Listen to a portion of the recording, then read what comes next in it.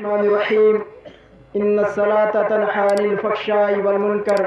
آمنت باللہ صدق اللہ العظیم وصدق رسولہ النبی الکریم ونحن علی ذلک لمن الشاہدین والشاکرین والحمد للہ رب العالمین۔ سر تب قدم ہے تنے سلطان زمن پھول، سر تب قدم ہے تنے سلطان زمن پھول، لب پھول دہن پھول زکن پھول بدن پھول، لب پھول دہن پھول زکن پھول بدن پھول، اور تنکا بھی ہمارے ہلائے تو نہیں ہلتا، تنکا بھی ہمارے ہلائے تو نہیں ہلتا، تم چاہو تو ہو جائے ابھی کوہ محن پھول، لب پھول دہن پھول زکن پھول بدن پھول، اور واللہ جو مل جائے میرے گل کا پسینہ، واللہ جو مل جائے میرے گل کا پسینہ، مانگے نہ کبھی عطر نہ پھر چاہے دلہن پھول، لب پھول دہن پھول زکن پھول بدن پھول، دندان و لب و زلف رخ شے کے فدائی، دندان و لب و زلف رخ شے کے فدائی، ہے در عدن لال یمن مشک ختن پھول، لب پھول دہن پھول زکن پھول بدن پھول، اور کیا بات ہے رضا اس چمستان کرم کی، کیا بات ہے رضا اس چمستان کرم کی، زہرہ ہے کلی جس میں حسین اور حسن پھول، لب پھول دہن پھول زکن پھول بدن پھول۔ اور اس کے ساتھ میں یہ بھی شامل کرنا چاہوں گا کہ انگلی اٹھاتے مہد میں کیا ہی چلتا تھا اشاروں پر کھلونا نور کا، تیری نسل پاک میں ہے بچہ بچہ نور کا، تو ہے عین نور تیرا سب گھرانہ نور کا، تو ہے عین نور تیرا سب گھرانہ نور کا۔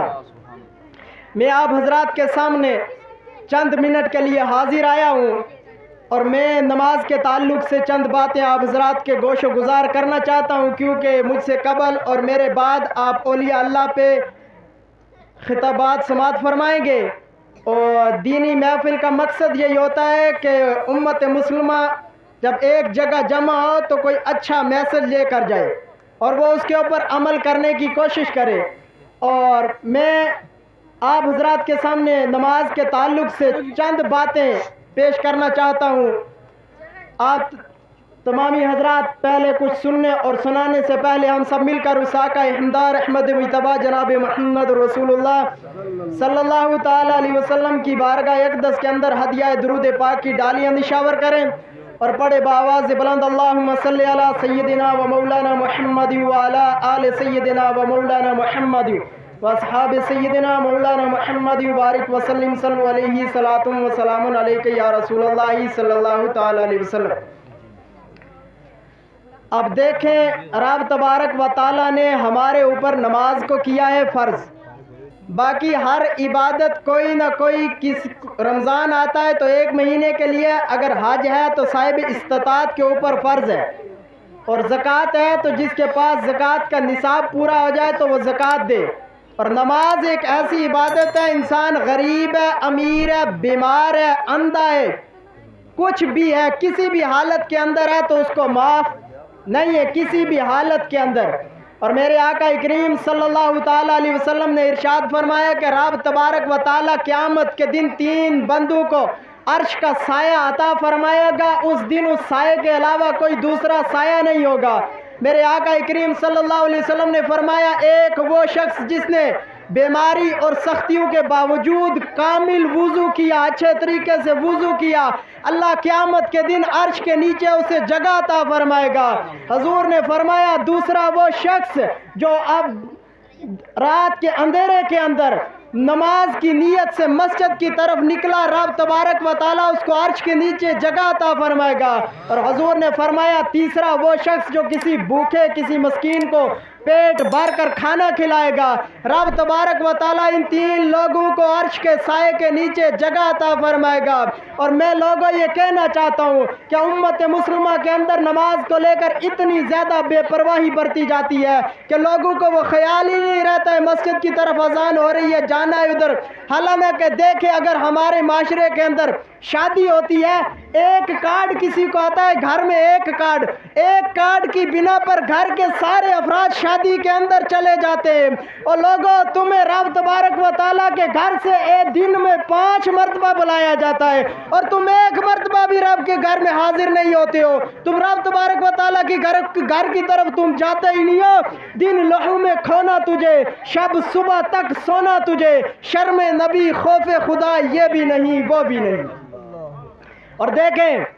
حضرت ابراہیم علیہ السلام سے پوچھا گیا نا کہ آپ کو رب تبارک و تعالیٰ نے اپنا دوست خلیل اللہ کیسے بنایا؟ انہوں نے فرمایا 3 چیزوں کی بنا پر رب تبارک و تعالیٰ نے مجھے اپنا دوست بنایا۔ انہوں نے فرمایا نمبر 1، جب رب تبارک و تعالیٰ کا حکم آ گیا تو میں نے رب کے حکم کے آگے کسی دنیا دار کا حکم نہیں مانا، میں نے کسی دنیا دار کے حکم کو ترجیح نہیں دی، پھر میں نے رب تبارک و تعالیٰ کے احکام کے اوپر عمل کر کے دکھایا۔ اور نمبر 2 انہوں نے فرمایا جس چیز کا ذمہ رب تبارک و تعالیٰ نے اپنے ذمہ کرم کے اوپر لیا ہے میں نے کبھی اس کی پرواہ نہیں کی۔ یعنی رب تبارک و تعالیٰ نے جب رزق کا ذمہ اپنے کرم پر لیا تو میں نے کبھی یہ پرواہ نہیں کی کہ رات کا کھانا کدھر سے آئے گا یا صبح کا کدھر سے آئے گا۔ اور فرمایا کہ صبح اور شام کا کھانا کبھی میں نے مہمان کے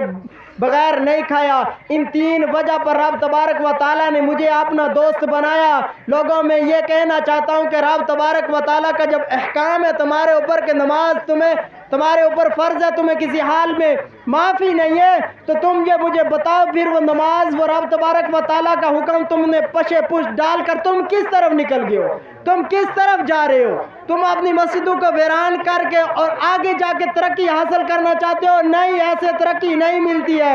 آج امت مسلمہ کثرت تعداد کے ہونے کے باوجود ہر طرف سے اس کو مارا جا رہا ہے، ہر طرف سے اس کو کاٹا جا رہا ہے، اور امت مسلمہ کے اندر ایک بزدلی پھیلی ہوئی ہے دنیا کی محبت کو لے کر۔ حالانکہ میرے حضور نے فرمایا تھا جب امت کے اندر دنیا کی محبت پیدا ہو جائے گی نا پھر انہیں جو ہے موت سے ڈر لگنے لگے گا۔ جب انہیں موت سے ڈر لگے گا تو کافر ان کے اوپر مسلط ہو جائیں گے، ان کے اوپر حاوی ہو جائیں گے۔ اور لوگوں اپنے اندر سے دنیا کی محبت نکال کر اپنے رب کی محبت کو پیدا کریں۔ اور میرے آقا کریم صلی اللہ تعالی علیہ وسلم نے ارشاد فرمایا جس شخص کی نماز نہیں ہے تو اس کا کوئی دین نہیں ہے۔ اور حضور نے فرمایا نماز کا دین کے اندر مرتبہ ایسی ہے جیسے انسان کے بدن کے لیے سر کا مرتبہ ہے۔ سر ہے تو بدن سلامت ہے، اور نماز ہے تو اس کا ایمان سلامت ہے۔ اور مجھے لوگ عاشق رسول ہونے کا دعویٰ کرتے ہیں اور مجھے ایسی عاشقی سمجھ میں نہیں آتی جو مسجد کا چہرہ بھی نہ دیکھے، مسجد اندر سے دیکھی نہ ہو کہ کیا حالت ہے مسجد کی، اور دعویٰ عشق رسول کا ہو۔ اور لوگوں عشق رسول اسے نہیں کہتے، پہلے 5 وقتہ نمازی بننا پڑتا ہے، اپنی پیشانی کو رب کی بارگاہ میں جھکانا پڑتا ہے، رب کی بارگاہ میں حاضری دینی پڑتی ہے، تو پھر کوئی مقام مرتبہ اسے حاصل ہوتا ہے۔ یہ صرف خالی دعوے کرنے سے کچھ حاصل نہیں ہوتا۔ اور پھر دیکھیں میرے آقا کریم صلی اللہ علیہ وسلم حضرت ابو ہریرہ رضی اللہ تعالیٰ عنہ حدیث کے راوی فرماتے ہیں کہ حضور نے فرمایا کہ میرا دل یہ ارادہ کرتا ہے، میں یہ ارادہ کرتا ہوں کہ میں کسی کو حکم دوں کہ وہ اذان دے، اور پھر میں حکم دوں کہ وہ امامت کروائے، اور میں لوگوں کو حکم دوں وہ لکڑیاں جمع کریں، اور لکڑیاں جمع کرنے کے بعد میں ان گھروں کی طرف نکل جاؤں جو لوگ مسجد کے اندر حاضر نہیں آئے، میں ان کے گھروں کو آگ لگاؤں۔ اتنی سخت وعید نماز کے بارے میں۔ اور پھر سنیں وہ جس گوشت کی تم 11ویں کھا کر صرف اس سے چاول حاصل کیے نا، اس گوشت کا فرمان سنو۔ غوث اعظم نے فرمایا جب بے نمازی انسان مر جائے تو اسے مسلمانوں کے قبرستان کے اندر دفن نہ کرو، اس لیے کہ جب وہ بے نمازی اس قبرستان کے اندر جائے گا تو اس کی وجہ سے باقی مردوں کو بھی تکلیف ہوگی، اور مردے جو ہیں وہ رب کی بارگاہ میں دعا کرتے ہیں یا اللہ کسی بے نمازی کا پڑوس نہ عطا کرنا۔ اور پھر یہ بات دیکھیں مجدد الفسانی نے اپنی مکتوبات کے اندر لکھی ہوئی ہے۔ اب میں تھوڑا سا تعارف مجدد الفسانی کا کر دوں۔ اب دیکھیں جب سکندر اعظم کا استاد نیٹش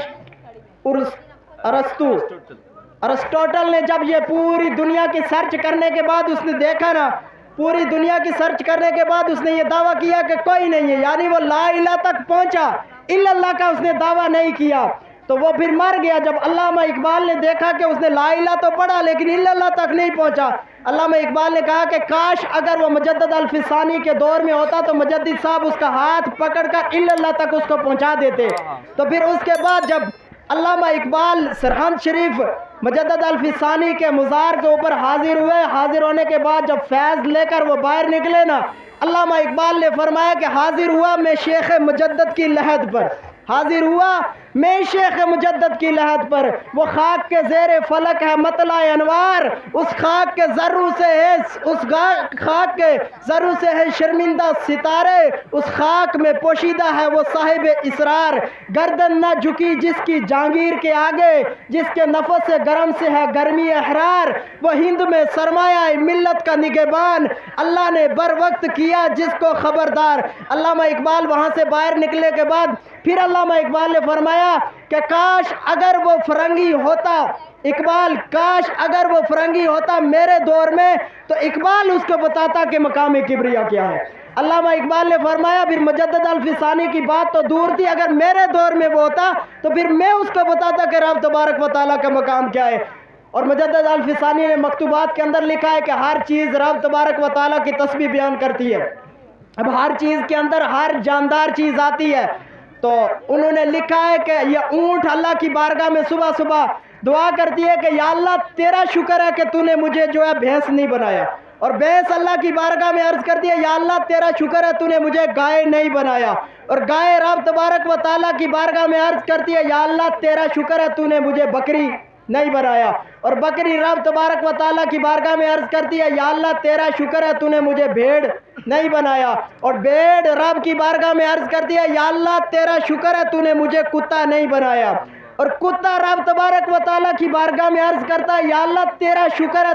تو نے مجھے خنزیر نہیں بنایا۔ اور لوگوں سنو، پھر خنزیر رب کی بارگاہ میں عرض کرتا ہے یا اللہ تیرا شکر ہے تو نے مجھے بے نمازی نہیں بنایا، یعنی وہ جو عذاب بے نمازی کا ہوگا مجھے اس سے بچا لیا گیا۔ بے نمازی انسان تو خنزیر سے بھی بدتر ہو جاتا ہے، اور جب انسان نماز ہی نہ پڑھے اور دعویٰ عاشق رسول کا ہو تو پھر ایسی عاشقی نہیں قابل قبول نہیں ہے۔